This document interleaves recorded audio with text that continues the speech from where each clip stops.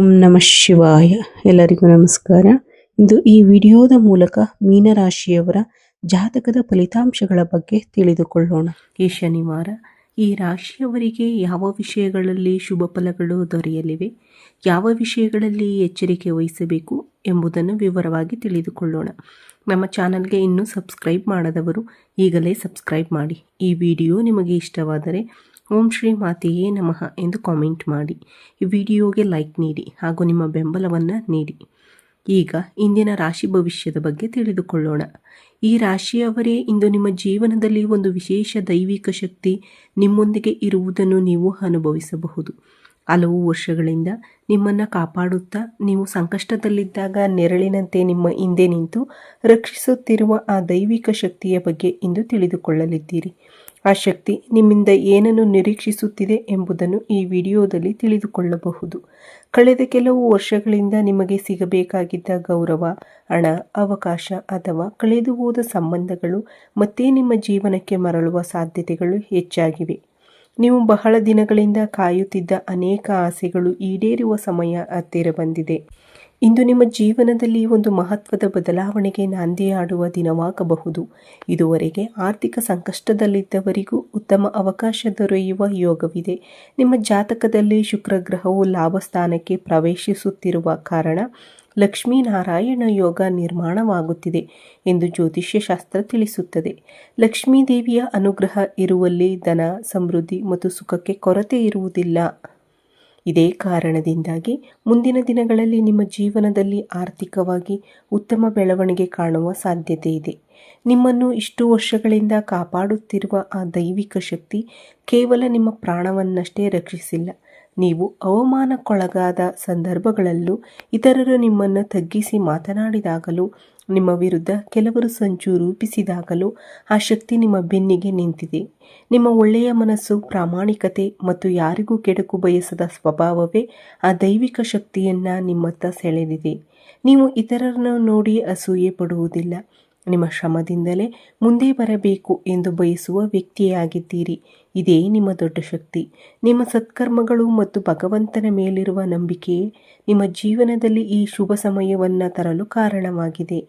ಎಷ್ಟೇ ಕಷ್ಟಗಳು ಬಂದರೂ ದೇವರ ಮೇಲಿನ ವಿಶ್ವಾಸವನ್ನು ಕಳೆದುಕೊಳ್ಳದೆ ಮುಂದುವರೆದಿರುವುದರಿಂದ ಈಗ ದೈವ ಕೃಪೆ ನಿಮ್ಮ ಜೀವನದಲ್ಲಿ ಸ್ಪಷ್ಟವಾಗಿ ಕಾಣಿಸಿಕೊಳ್ಳುವ ಸಮಯ ಬಂದಿದೆ. ಇನ್ನು ಕೆಲವೇ ದಿನಗಳಲ್ಲಿ ನೀವು ಬಹಳ ವರ್ಷಗಳಿಂದ ಬಯಸುತ್ತಿದ್ದ ಯಾವುದಾದರೂ ಒಂದು ಪ್ರಮುಖ ಆಸೆ ಈಡೇರುವ ಸಾಧ್ಯತೆ ಇದೆ. ಅದು ಹಣವಾಗಿರಬಹುದು, ಗೌರವವಾಗಿರಬಹುದು, ಸ್ವಂತ ಮನೆ, ವಾಹನ ಅಥವಾ ಕುಟುಂಬದ ಸಂತೋಷವಾಗಿರಬಹುದು. ನಿಮ್ಮ ಆಲೋಚನೆಗಳಲ್ಲಿ ಸಕಾರಾತ್ಮಕತೆ ಹೆಚ್ಚಾಗುತ್ತದೆ. ನೀವು ಕೈಗೆತ್ತಿಕೊಳ್ಳುವ ಕೆಲಸಗಳಲ್ಲಿ ಯಶಸ್ಸು ದೊರೆಯುವ ಸಾಧ್ಯತೆಗಳು ಹೆಚ್ಚಾಗುತ್ತವೆ. ಇದುವರೆಗೆ ನಿಮ್ಮ ಪ್ರಗತಿಗೆ ಅಡ್ಡಿಯಾಗಿದ್ದ ಅನೇಕ ಸಮಸ್ಯೆಗಳು ನಿಧಾನವಾಗಿ ದೂರವಾಗಲು ಆರಂಭಿಸುತ್ತವೆ. ಆದರೆ ಈ ಶುಭ ಸಮಯವನ್ನು ಸಂಪೂರ್ಣವಾಗಿ ಅನುಭವಿಸಲು ನೀವು ಒಂದು ವಿಷಯವನ್ನು ಎಂದಿಗೂ ಮರೆಯಬಾರದು. ದೈವದ ಮೇಲೆ ಸಂಪೂರ್ಣ ನಂಬಿಕೆ ಇಟ್ಟು ನಿಮ್ಮ ಒಳ್ಳೆಯತನವನ್ನು ಕಾಪಾಡಿಕೊಂಡು ಮುಂದೆ ಸಾಗಬೇಕು. ಆಗ ಮಾತ್ರ ನಿಮ್ಮ ಜೀವನದಲ್ಲಿ ಬರಲಿರುವ ಈ ಶುಭ ಯೋಗವು ಇನ್ನಷ್ಟು ಫಲಪ್ರದವಾಗುತ್ತದೆ. ಇನ್ನು ಒಂದು ಮುಖ್ಯ ವಿಷಯವನ್ನು ತಿಳಿದುಕೊಳ್ಳೋಣ. ಈ ದೈವಿಕ ಶಕ್ತಿ ನಿಮ್ಮ ಮೇಲೆ ಅಪಾರ ಕೃಪೆ ಇಟ್ಟಿದ್ದರೂ ಒಂದು ವಿಷಯದಲ್ಲಿ ಮಾತ್ರ ಅದು ನಿಮ್ಮಿಂದ ಎಚ್ಚರಿಕೆಯನ್ನು ನಿರೀಕ್ಷಿಸುತ್ತಿದೆ. ಅದು ಏನೆಂದರೆ, ನಿಮ್ಮ ಸುತ್ತಮುತ್ತ ಇರುವ ಎಲ್ಲರನ್ನು ನೀವು ಸುಲಭವಾಗಿ ನಂಬುವ ಸ್ವಭಾವವನ್ನು ಹೊಂದಿದ್ದೀರಿ. ನಿಮ್ಮ ಮನಸ್ಸಿನ ಮಾತುಗಳನ್ನು, ನಿಮ್ಮ ಯೋಜನೆಗಳನ್ನು, ನಿಮ್ಮ ಭವಿಷ್ಯದ ಕನಸುಗಳನ್ನು ಎಲ್ಲರೊಂದಿಗೂ ಹಂಚಿಕೊಳ್ಳುತ್ತಿದ್ದೀರಿ. ಆದರೆ ನಿಮ್ಮ ಸುತ್ತಲಿರುವ ಪ್ರತಿಯೊಬ್ಬರೂ ನಿಮ್ಮ ಒಳಿತನ್ನೇ ಬಯಸುತ್ತಾರೆ ಎಂದು ಭಾವಿಸಬೇಡಿ. ಕೆಲವರು ಹೊರಗೆ ಸ್ನೇಹಿತರಂತೆ ವರ್ತಿಸಿದರೂ ಒಳಗಿನಿಂದ ನಿಮ್ಮ ಪ್ರಗತಿಯನ್ನು ಸಹಿಸಿಕೊಳ್ಳಲು ಸಾಧ್ಯವಾಗದೆ ಅಸೂಯೆ ಪಡುತ್ತಿರಬಹುದು. ನೀವು ಮುಂದೆ ಸಾಗಬಾರದು ಎಂದು ಬಯಸುವವರೂ ಇರಬಹುದು. ಕಳೆದ ಕೆಲವು ತಿಂಗಳುಗಳಿಂದ ನಿಮ್ಮ ಜೀವನದಲ್ಲಿ ಕೆಲವು ಕೆಲಸಗಳು ಕೊನೆಯ ಕ್ಷಣದಲ್ಲಿ ನಿಂತು ಹೋಗುತ್ತಿರುವುದು, ಯೋಜನೆಗಳು ವಿಫಲವಾಗುತ್ತಿರುವುದು, ಮನಸ್ಸಿನಲ್ಲಿ ಕಾರಣವಿಲ್ಲದ ಆತಂಕ ಮತ್ತು ಗೊಂದಲ ಹೆಚ್ಚಾಗುತ್ತಿರುವುದು, ಇಂತಹ ಸಂದರ್ಭಗಳನ್ನು ನೀವು ಅನುಭವಿಸದಿದ್ದರೆ ಅದರ ಹಿಂದೆ ನಿಮ್ಮ ಸುತ್ತಲಿನ ಕೆಲವು ನಕಾರಾತ್ಮಕ ವ್ಯಕ್ತಿಗಳ ಪ್ರಭಾವವೂ ಇರಬಹುದು ಎಂದು ಜ್ಯೋತಿಷ್ಯ ನಂಬಿಕೆ ಹೇಳುತ್ತದೆ. ಆದ್ದರಿಂದ ಮುಂದಿನ ಕೆಲವು ದಿನಗಳ ಕಾಲ ನಿಮ್ಮ ವೈಯಕ್ತಿಕ ವಿಷಯಗಳನ್ನು ಯಾರೊಂದಿಗೂ ಅನಗತ್ಯವಾಗಿ ಹಂಚಿಕೊಳ್ಳಬೇಡಿ. ವಿಶೇಷವಾಗಿ ನಿಮ್ಮ ಹಣಕಾಸು, ಹೊಸ ಯೋಜನೆಗಳು, ಉದ್ಯೋಗದ ವಿಚಾರಗಳು ಅಥವಾ ಕುಟುಂಬದ ರಹಸ್ಯಗಳನ್ನು ನಿಮ್ಮಲ್ಲಿಯೇ ಇಟ್ಟುಕೊಳ್ಳುವುದು ಉತ್ತಮ. ಇದೀಗ ನಿಮ್ಮ ಜಾತಕದಲ್ಲಿ ಶುಕ್ರ ಗ್ರಹದ ಬಲ ಹೆಚ್ಚುತ್ತಿರುವ ಕಾರಣ ಲಕ್ಷ್ಮೀದೇವಿಯ ಅನುಗ್ರಹವು ಹೆಚ್ಚಾಗುತ್ತಿದೆ ಎಂದು ಪರಿಗಣಿಸಲಾಗುತ್ತದೆ. ಈ ಸಮಯದಲ್ಲಿ ನೀವು ಹಣದ ವಿಷಯದಲ್ಲಿ ಹೆಚ್ಚು ಜಾಗರೂಕರಾಗಿರಬೇಕು. ಅನಗತ್ಯ ಖರ್ಚುಗಳನ್ನು ಸಾಧ್ಯವಾದಷ್ಟು ತಪ್ಪಿಸಿ. ಯಾವುದೇ ವಸ್ತುವನ್ನು ಖರೀದಿಸುವ ಮೊದಲು ಅದು ನಿಜವಾಗಿಯೂ ಅಗತ್ಯವೇ ಎಂದು 2 ಬಾರಿ ಯೋಚಿಸಿ. ಹೂಡಿಕೆ ಮಾಡುವುದಾದರೆ ಆತುರ ಪಡಬೇಡಿ. ವಿಶ್ವಾಸಾರ್ಹ ಸಲಹೆ ಪಡೆದು ಮಾತ್ರ ನಿರ್ಧಾರ ತೆಗೆದುಕೊಳ್ಳಿ. ಇಂದು ಉಳಿಸುವ 1 ರೂಪಾಯಿಯು ನಾಳೆ ನಿಮಗೆ ದೊಡ್ಡ ಸಹಾಯವಾಗಬಹುದು. ಮತ್ತೊಂದು ಮುಖ್ಯ ವಿಷಯವೆಂದರೆ ನಿಮ್ಮ ಮನೆ ಮತ್ತು ಸುತ್ತಮುತ್ತಲಿನ ಪರಿಸರವನ್ನು ಸ್ವಚ್ಛವಾಗಿಟ್ಟುಕೊಳ್ಳಿ. ಸ್ವಚ್ಛತೆ ಇರುವ ಸ್ಥಳದಲ್ಲಿ ಸಕಾರಾತ್ಮಕ ಶಕ್ತಿ ನೆಲೆಸುತ್ತದೆ ಎಂದು ನಮ್ಮ ಸಂಪ್ರದಾಯ ಹೇಳುತ್ತದೆ. ಅದೇ ರೀತಿ ನೀವು ಬಳಸುವ ವಾಹನ, ಮನೆಯ ವಸ್ತುಗಳು ಹಾಗೂ ನಿಮ್ಮ ಕೆಲಸದ ಸ್ಥಳವನ್ನು ಗೌರವದಿಂದ ನೋಡಿಕೊಳ್ಳಿ. ಅವುಗಳನ್ನು ಸ್ವಚ್ಛವಾಗಿ ಇಟ್ಟುಕೊಳ್ಳುವುದು ಶುಭಕರವೆಂದು ಪರಿಗಣಿಸಲಾಗುತ್ತದೆ.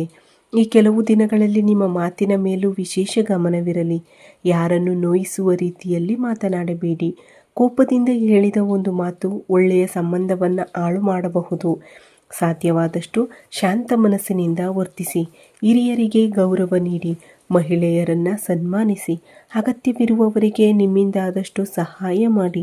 ಈ ರೀತಿಯ ಸತ್ಕಾರ್ಯಗಳು ನಿಮ್ಮ ಜೀವನದಲ್ಲಿ ಸಕಾರಾತ್ಮಕ ಫಲಿತಾಂಶಗಳನ್ನು ತರಬಹುದು ಎಂಬುದನ್ನು ನಂಬಿ. ಈ ಸಮಯದಲ್ಲಿ ನಿಮ್ಮ ಜೀವನಕ್ಕೆ ಹೊಸ ಅವಕಾಶಗಳು ಬರಬಹುದು. ಅವು ಸಣ್ಣದಾಗಿ ಕಂಡರೂ ನಿರ್ಲಕ್ಷಿಸಬೇಡಿ.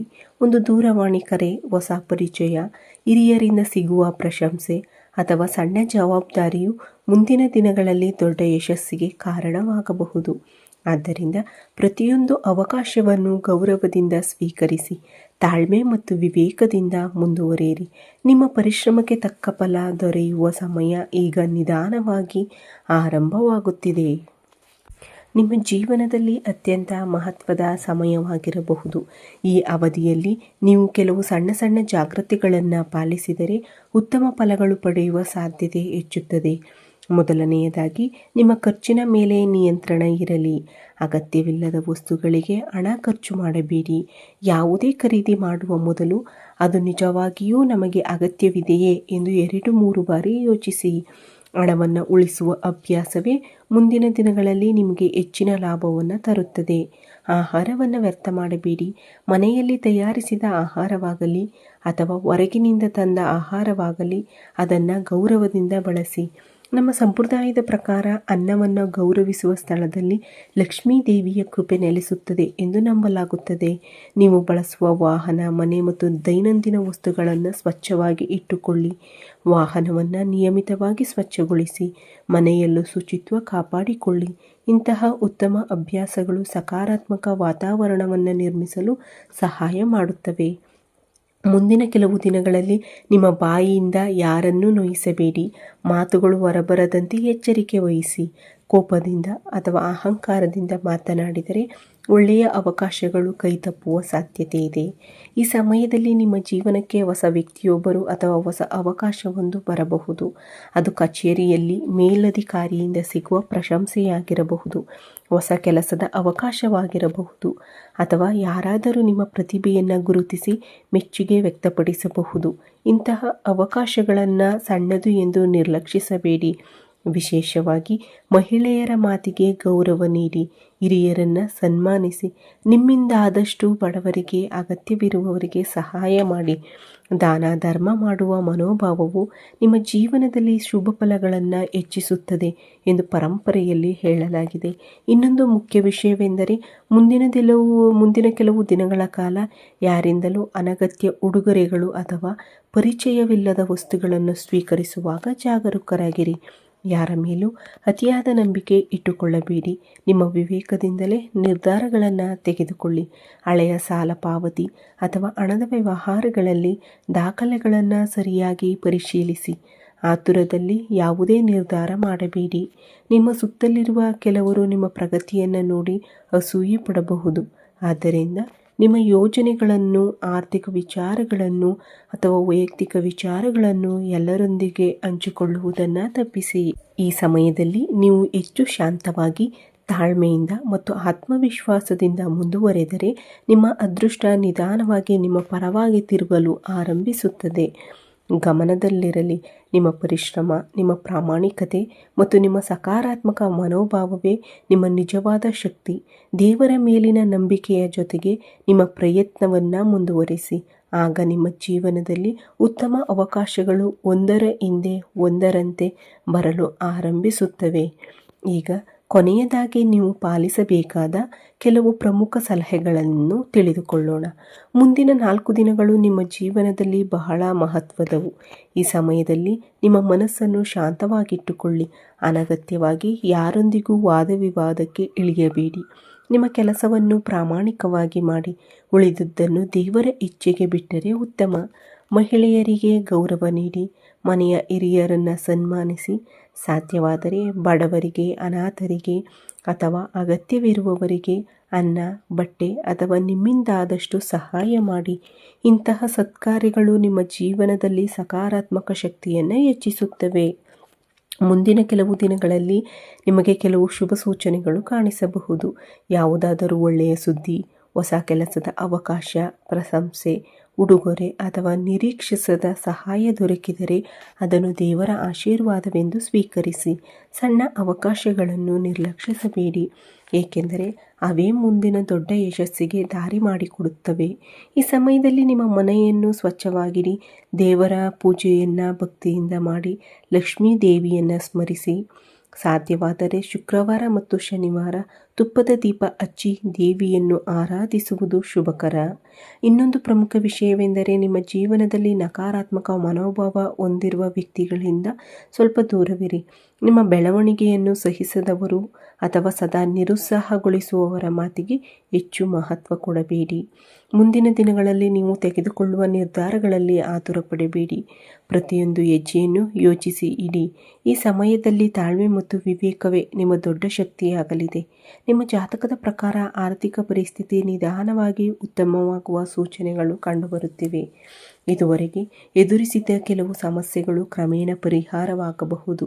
ಉದ್ಯೋಗ, ವ್ಯವಹಾರ ಅಥವಾ ಕುಟುಂಬದ ವಿಚಾರಗಳಲ್ಲಿ ಸಹ ಒಳ್ಳೆಯ ಬೆಳವಣಿಗೆಗಳು ಕಾಣಿಸಿಕೊಳ್ಳಬಹುದು. ಆದರೆ ನೆನಪಿರಲಿ, ಯಶಸ್ಸು ಕೇವಲ ಅದೃಷ್ಟದಿಂದ ಮಾತ್ರ ಬರುವುದಿಲ್ಲ. ಪರಿಶ್ರಮ, ಪ್ರಾಮಾಣಿಕತೆ ಮತ್ತು ಸರಿಯಾದ ನಿರ್ಧಾರಗಳು ನಿಮ್ಮ ಜೀವನವನ್ನು ಬದಲಾಯಿಸುತ್ತವೆ. ದೇವರ ಮೇಲಿನ ನಂಬಿಕೆ ಇರಲಿ, ಆದರೆ ಅದೇ ನಿಮ್ಮ ಕರ್ತವ್ಯವನ್ನು ಮರೆಯಬೇಡಿ. ಇಂದಿನ ದಿನಕ್ಕಾಗಿ ಹೇಳಲಾದ ಪರಿಹಾರಗಳು, ಜಾಗೃತಿಗಳು ಮತ್ತು ಸಲಹೆಗಳನ್ನು ಸಾಧ್ಯವಾದಷ್ಟು ಪಾಲಿಸಲು ಪ್ರಯತ್ನಿಸಿ. ನಿಮ್ಮ ಜೀವನದಲ್ಲಿ ಶಾಂತಿ, ಸಮೃದ್ಧಿ ಮತ್ತು ಸಂತೋಷ ನೆಲೆಸಲಿ ಎಂದು ಹಾರೈಸುತ್ತೇನೆ. ಈ ವಿಡಿಯೋ ನಿಮಗೆ ಇಷ್ಟವಾದರೆ ಲೈಕ್ ಮಾಡಿ. ನಿಮ್ಮ ಸ್ನೇಹಿತರು ಮತ್ತು ಕುಟುಂಬದವರೊಂದಿಗೆ ಹಂಚಿಕೊಳ್ಳಿ. ನಮ್ಮ ಚಾನಲ್ಗೆ ಸಬ್ಸ್ಕ್ರೈಬ್ ಮಾಡಿ. ಬೆಲ್ ಐಕಾನನ್ನು ಕ್ಲಿಕ್ ಮಾಡಿ. ಮತ್ತೊಂದು ಹೊಸ ರಾಶಿ ಭವಿಷ್ಯದ ವಿಡಿಯೋದಲ್ಲಿ ಮತ್ತೆ ಭೇಟಿಯಾಗೋಣ. ಈ ವಿಡಿಯೋ ವೀಕ್ಷಿಸಿದ ನನ್ನೆಲ್ಲ ವೀಕ್ಷಕ ಬಂಧುಗಳಿಗೂ ಧನ್ಯವಾದಗಳು. ಜೈ ಶ್ರೀರಾಮ್. ಹರ ಹರ ಮಹಾದೇವ್.